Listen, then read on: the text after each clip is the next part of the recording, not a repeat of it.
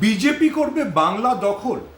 যারা বাংলাকে বাঙ্গাল বলে, যাদের সর্বোচ্চ নেতা ঋষি বঙ্কিমচন্দ্রকে বঙ্কিম দা বলেন, যাদের অমিত শাহর মিছিল থেকে বিদ্যাসাগরের মূর্তি ভাঙা হয়, যাদের নেতারা জানেন না রবীন্দ্রনাথ কোথায় জন্মেছেন, যারা রামমোহনকে ব্রিটিশদের দালাল বলেন, তারা করবে বাংলা জয়।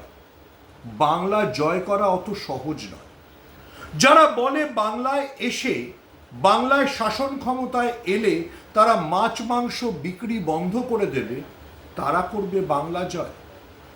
ভুলে যাবেন না, এই মাটি রবীন্দ্রনাথ, নজরুল, রামকৃষ্ণ বিবেকানন্দ, রোকেয়ার মাটি। এই মাটিকে জয় করা অত সহজ নয়। বিজেপি যতবার চেষ্টা করবে ততবার প্রত্যাখ্যাত হয়ে ফিরে যাবে, আর মমতা বন্দ্যোপাধ্যায় ততবার জিতবেন। এই যে সবাই বলছেন না যে মমতা বন্দ্যোপাধ্যায় বারবার মহিষাসুর মর্দিনীর চেহারায় মোদি শাহকে ফেরত পাঠাবেন, সেটা সত্যি। বাংলার মানুষ সেটা বারবার প্রমাণ করেছে। 2021-এ প্রমাণ করেছে, 2024-এ প্রমাণ করেছে, 2026-এও প্রমাণ করবে। বাংলার মানুষকে যত অত্যাচার বিজেপি করুক, ইডি পাঠাক, সিবিআই পাঠাক, এখন ইলেকশন কমিশন পাঠাক, কিচ্ছু দিয়ে কিছু হবে না।